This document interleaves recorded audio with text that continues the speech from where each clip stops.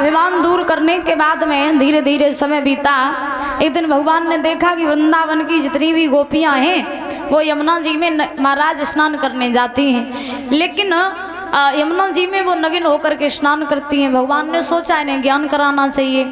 एक दिन महाराज ये गोपियां जो हैं ये ब्रह्म मुहूर्त में उठी, यमुना स्नान करने के लिए चली। इन्होंने वस्त्रों को उतारा, तट पर रख दिया, यमुना जी में स्नान करने लगी।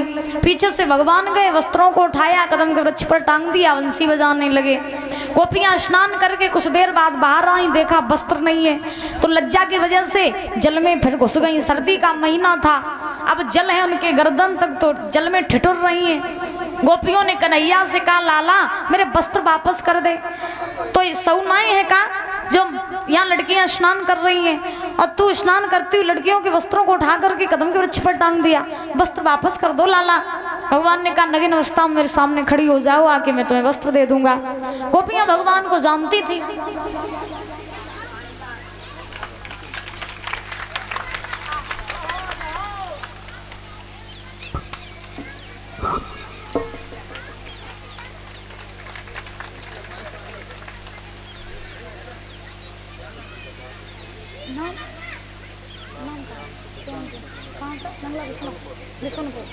और ये प्रियांशु भैया नगला बिशुनपुर से पगड़ी पहना करके और पीताम्बर डाल के सम्मानित करेगा। जोरदार तालियां बजाएंगे। भगवान से कामना करेंगे कि बल बुद्धि विद्या आयु बढ़ती रहे, समाज में पद प्रतिष्ठा बनी रहे, हर इच्छा पूरी होती रहे और माँ सरस्वती की दयादृष्टि बनी रहे। भगवान से कामना आकांक्षा है।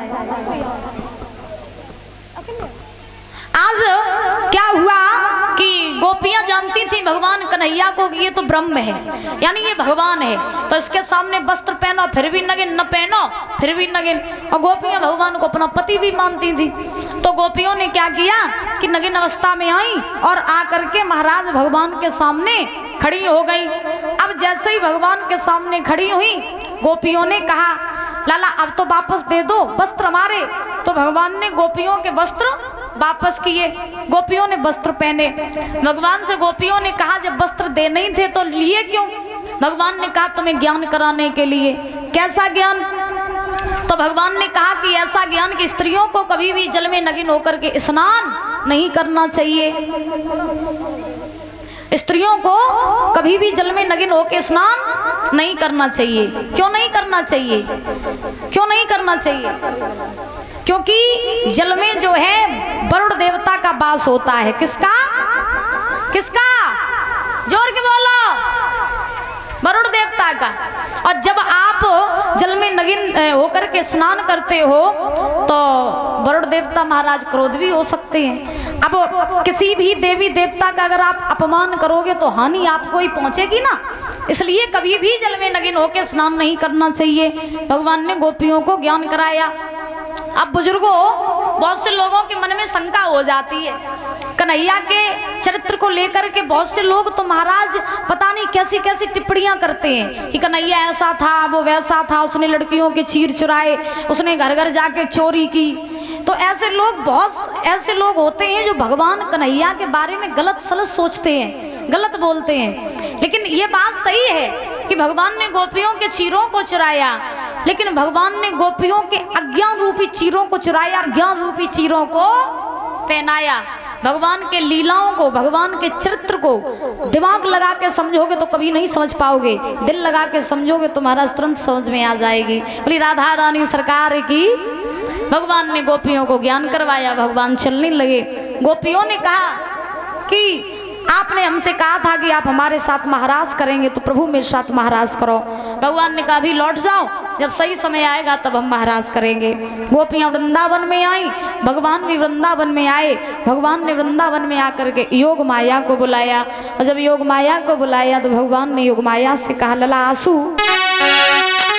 जवाब दिया, यमुना किनारे सुंदर जगह तो बनाओगी,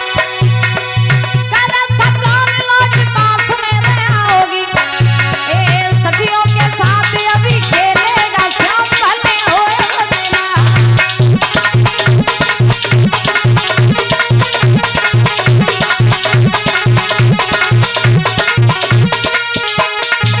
बेटा।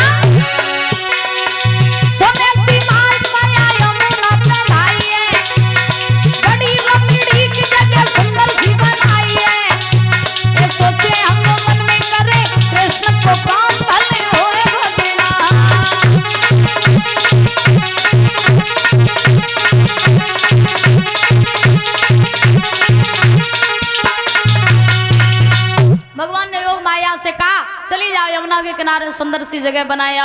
उसी समय योग माया चली, उन्होंने यमुना के किनारे सुंदर सी जगह बनाई। भगवान के पास आई, कहा प्रभु आपने जैसी जगह बनाने को कहा था आपने वैसी जगह बना दी, अब आप जाओ गोपियों के साथ महाराज करो। क्या बात है, बड़ी शांति छाई हुई है, ना हंस रहे ना मुस्कुराए रहे हैं। अम्मा तुम बहुत जगह चेंज कर रही हो, कहीं इधर से उधर उधर से इधर, क्या स्प्रिंग लगे हैं पैरों में? अच्छा चली गई थी रोटी खा के फिर आई, जे बात। बोली राधा रानी सरकार की। महाराज ध्यान रखना, आज योग माया आई, योग माया ने भगवान से कहा प्रभु आपने जैसा कहा था वैसी जगह का हमने निर्माण कर दिया, अब आप जाइए गोपियों के साथ महाराज कीजिए। भगवान आए, यमुना के किनारे जगह देखी बड़ी सुंदर है। भगवान ने बंसी बजाई, अर्धरात्रि का समय यानी रात के बजे 12, आधी रात का समय भगवान ने बंसी बजाई। शरद पूर्णिमा का दिन है, जब भगवान ने बंसी बजाई, गोपियों के कानों में जब बंसी की धुन पड़ी, सुध बुध भूल गई, उल्टे सीधे वस्त्र पहने, उल्टे सीधे श्रृंगार किए, घर परिवार छोड़ करके यमुना के किनारे यहाँ पहुंची।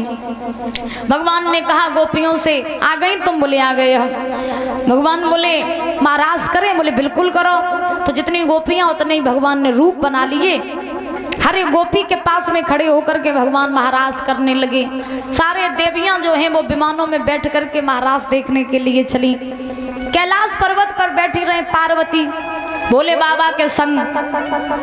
तो भोले बाबा के संग पार्वती बैठी रहे, सो बेउ तैयार वही, उनने वस्त्र पहने और महाराज बढ़िया रेडी वेडी हो गई और बेउ चल वही। भोले बाबा ने पूछी, ए कहाँ जा रही हो हमें छोड़ के, कहाँ जा रही हो? पार्वती बोली हम जा रहे वृंदावन में। क्यों? बोले वहाँ यमुना के किनारे कन्हैया महाराज कर रहे हैं गोपियों के साथ। भोले बाबा बोले तो मैं भी चलूंगा। पार्वती बोली सुनो, वहाँ सिर्फ लेडीज अलाउ है, जेंट्स अलाउ नहीं है, तुम नहीं जा सकते हो। भोले बाबा बोले नहीं मैं जाऊंगा। पार्वती बोली सब देवी अकेली अकेली हुई, उनके देवता सब घरे बैठे, तुम कैसे जा सकते हो? तुम नहीं जाओ। भोले बाबा बोले नहीं मैं जाऊंगा, कैसे भी ले चलो लेकिन मुझे ले चलो, क्योंकि तुम्हें नहीं मालूम है कि छोड़ेंगे ना महाराज से प्यारी मनमोहन को, छोड़ेंगे ना महाराज से प्यारी मनमोहन को।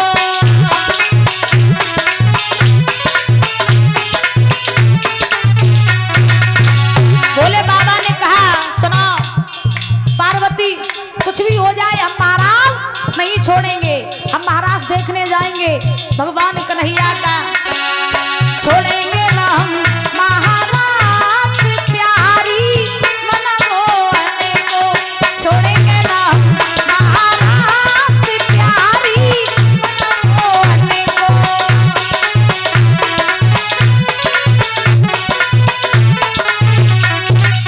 भोले बाबा ने कहा मैं चलूंगा साथ। पार्वती बोली चलोगे कब? ऐसे ही जब वहाँ कोई पुरुष जाते ही नहीं है, वहाँ सिर्फ लेडीज की एंट्री होती है, पुरुषों की नहीं होती है, तुम ना जाओ। भोले बाबा बोले नहीं मैं जाऊंगा। पार्वती बोली तो क्या मेरी बेइज्जती कर रही हो जाएगी उन पे, है ना जाओ। भोले बाबा बोले ऐसा करो कि अगर वहाँ स्त्रियां ही जाती हैं तो तुम वो स्त्री बनाए ले। पार्वती बोली देखो तुम्हारी बुद्धि सचू खराब हुई। बोले क्यों? पार्वती बोली जब बताओ तुम स्त्री बनाए ले, 6 हाथ लंबे तो तुम भोले बाबा, इतनी लंबी साड़ी कहाँ तले आई है? मान लो साड़ी ले आए तो मैं साड़ी पहनाए दी, फिर तुम्हें ये जटा जूट एंटीना इन्हें कैसे जागे हो? भोले बाबा बोले देखो मैं कुछ नहीं जानता, जैसे भी करो मुझे नारी बनाओ। पार्वती से जब कहा भोले बाबा ने जिद पकड़ ली तो पार्वती साड़ी ले आई, साड़ी पहनाई दी, हाथों में चूड़ियां पहना दी, पैरों में पायल पहना दी और महाराज लंबो घूंघट मार दो, हैं लंबो घूंघट। और जैसे ही लंबो घूंघट मारो सो पार्वती ने कही भोले बाबा से सुनो नारी तो मैंने तुम्हें बनाए लो, लेकिन तुमसे कोई कछु कातरे काऊ से बोलियो ना। हाँ क्योंकि देखो घूंघट में तो तुम मुंह छिपाई लियो, आवाज तुम्हारी कैसे बदली है? हाँ तो तुम किसी से बोलना नहीं, बात नहीं करना। जब ये कहा तो भोले बाबा ने कहा ठीक है। आगे आगे पार्वती, पीछे पीछे भोले बाबा जा रहे हैं। और कैसे जा रहे हैं? एक दिन भोले भंडारी और बन के ब्रज की नारी वृंदावन में वृंदावन में आए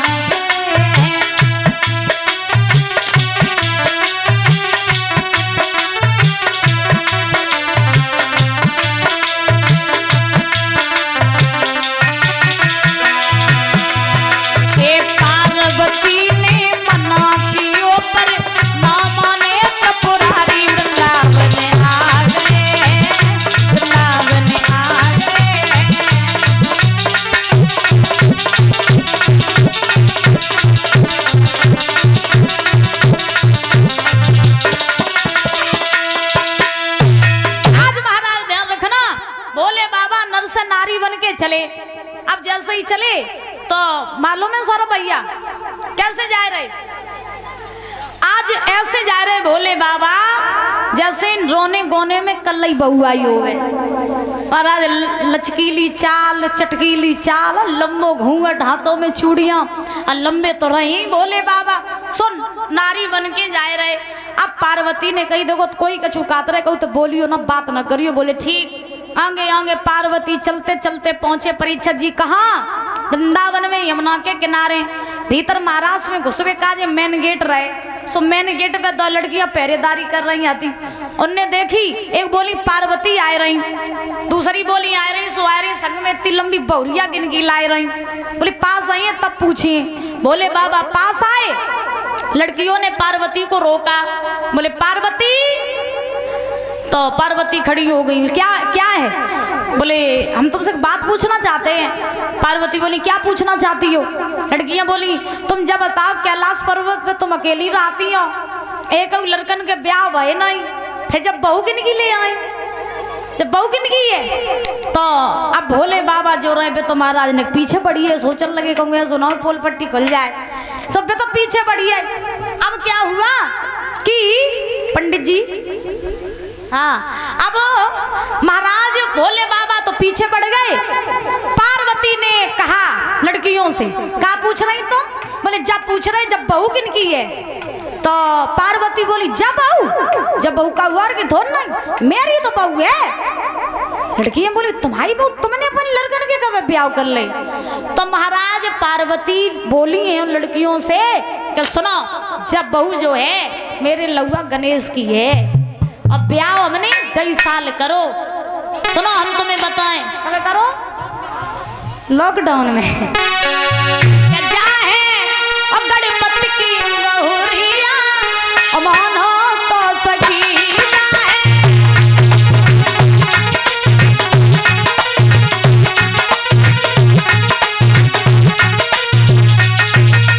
सुनो बहना, पूछ रही है ना जब बहू किनकी है?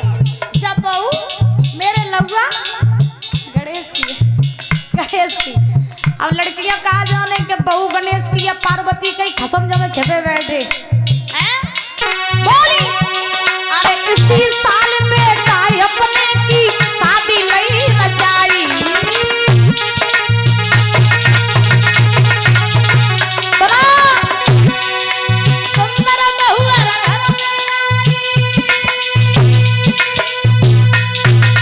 सुंदर बहू घर में आई, चंद्रमा नहीं उजियारी जाने जाने जाने पूजी महल की बहरिया मानो तो सही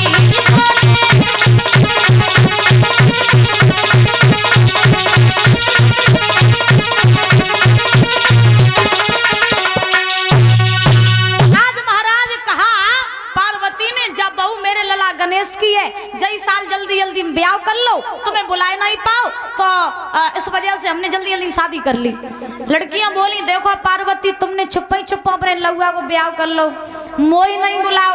ऐसो करो तुम और तुम्हारी बहू अगर इन तक आ ही गए हो तो बहू की मुंह दिखाई तो कर ही ले, मुंह दिखाई कर ले है भोले बाबा पर ये चक्कर में।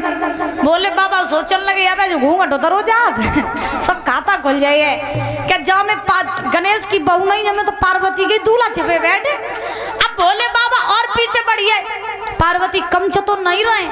पार्वती ने लड़की उनसे कही अच्छा ए भैया शांति के साथ, शांति के साथ महाराज। अब पार्वती चतुर रहे, सो पार्वती ने लड़कियों से कहा फ्री के चक्कर में हुई क्या मैं मुँह दिखा दे, दक्षिणा ना लगे, छुपाइयो कैलाश पर्वत पे दक्षिणा दियो, बहू को मुँह दिखियो, काम दिखियो जाए, फ्री मुँह नहीं दिखाइए। अब लड़कियां बोली मोई जा लगत बे ना कम घूर की परी ले आई ज्यादा सो मुँह दिखाओ नहीं चाहती। ठीक है तुम जा पार्वती जा, बे का जाने घूंघट में तो परा छिपे बैठे।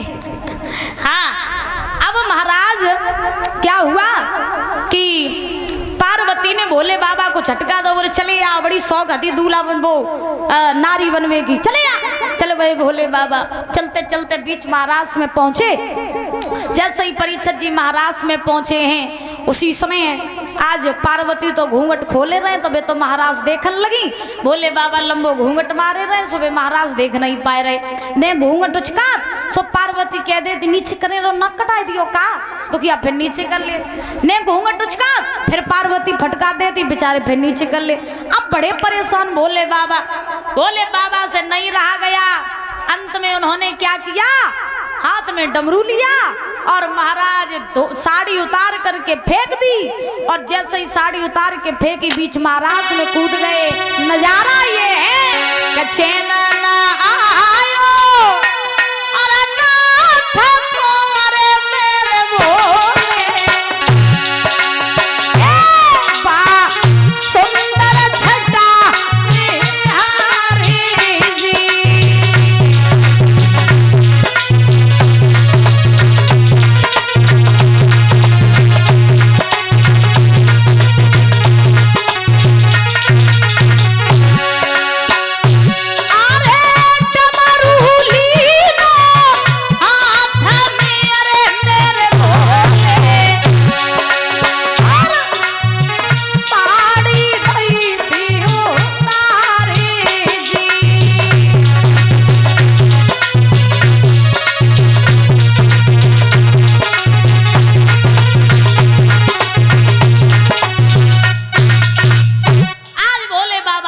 उतार के फेंक दिया, हाथ में डमरू लिया, बीच महाराज में कूद गए जहाँ भगवान नृत्य कर रहे थे। भाई भोले बाबा नृत्य करने लगे, वहीं पर भोले बाबा का नाम पड़ा गोपेश्वर भगवान। बोलिए गोपेश्वर महादेव की, बोलिए चांदेश्वर महाराज की, जोर के बोला राधे राधे। ऐसे सुन डरे जैसे सांप सूंघे हो। हाँ महाराज, आज व्यास नंदन श्री सुखदेव जी महाराज समझा रहे हैं राजन परीक्षित। इस प्रकार से भगवान ने महाराज किया। महाराज लगातार 6 महीने तक चला और जब 6 महीने तक महाराज चला, उसी समय आज भगवान ने गोपियों से कहा कि अब तुम घर जाओ, हमने अपनी लीला को पूरा किया। ये गोपियां जो हैं ये अपने घर आई और वृंदावन में आकर के बड़े आनंद से अपना जीवन यापन करने लगी। कंस की चिंता मथुरा में बढ़ती जा रही है। क्षमा करें, समय का अभाव है, कथा है थोड़ी बड़ी, इसलिए थोड़ा संक्षेप में बता रहे हैं। इधर कंस की चिंताएं बढ़ रही हैं। बाबा नारद आए तो बाबा नारद ने कंस से कहा, कंसराज तुम्हारा काल अगर नहीं मर रहा है तो तुम अपने यहाँ पर एक यज्ञ रचवाओ, धनुष्य यज्ञ रचवाओ और कृष्ण बलराम को तुम मथुरा में बुलाओ और मथुरा में बुला करके अपने हाथों से ही तुम उन्हें मार दो। तो नारद जी ने कहा कंस से, कंस को बात समझ में आ गई। नारद जी वहां से चले गए। कंस ने धनुष्य यज्ञ रचवाने का अनुष्ठान रचवाया। एक पत्र लिखा नंद के लिए और पत्र में लिख दिया कि हे नंद, हम अपने यहाँ पर धनुष्य यज्ञ रचवा रहे हैं, कृष्ण बलराम को मथुरा भेज दो। अक्रूर जी के द्वारा पत्र पहुंचवाया। अक्रूर जी समझ गए विनाश काले विपरीत बुद्धि, जब विनाश का समय आता है तो बुद्धि खराब हो जाती है। सियार की जब मौत आती है तो वो गांव की तरफ भागता है। ऐसे ही महाराज अक्रूर जी समझ गए कि कृष्ण बलराम के आयवे की देरी है, मगर इस कंस के मरवे की देरी नहीं है। उसी समय आज अक्रूर जी पत्र लेकर के चले। बाबा नंद यशोदा को सारा हाल बताया। नंद यशोदा रोने लगे, बोले अक्रूर, ये वही कंस है जिसने मेरे लाल को मारने के लिए कोई ऐसा उपाय नहीं किया जो किया ना हो। राक्षसों को भेजा और बहुत उत्पात किए। इस कंस ने मेरे पुत्र को मारने के लिए, मैं अपने कृष्ण को वहां मथुरा नहीं भेजूंगी। कृष्ण अगर मेरा मथुरा पहुंच गया, कंस मार देगा, मैं नहीं भेजूंगी। तब तक बलराम आए, भगवान आए, कहा माँ जाने दो ना, आज जाऊंगा, कल धनुष यज्ञ देखूंगा, परसों लौट आऊंगा, परसों लौट आऊंगा। उसी समय आज भगवान ने मैया बाबा को धैर्य धारण करवाया। मैया ने कहा ठीक है बेटा, परसों आ जाना। भगवान तैयार हुए, अक्रूर जी के रथ पर सवार हुए और महाराज चलने लगे मथुरा के लिए। सारे ब्रजवासियों को पता चला, गोपियों को, ग्वाल वालों को, कि कन्हैया वृंदावन छोड़ के मथुरा जा रहे हैं। तो उसी समय आज महाराज सारी गोपियां जो हैं ये आई हैं और आ करके आज भगवान कन्हैया का रथ घेर लिया। और जब भगवान कन्हैया का सामने से रथ घेर लिया तो उसी समय आज गोपियों ने कहा कन्हैया कहाँ जा रहे हो? भगवान ने कहा मैं मथुरा जा रहा हूँ। क्यों? बोले कंस का धनुष्य देखने आओगे कब? बोले परसों।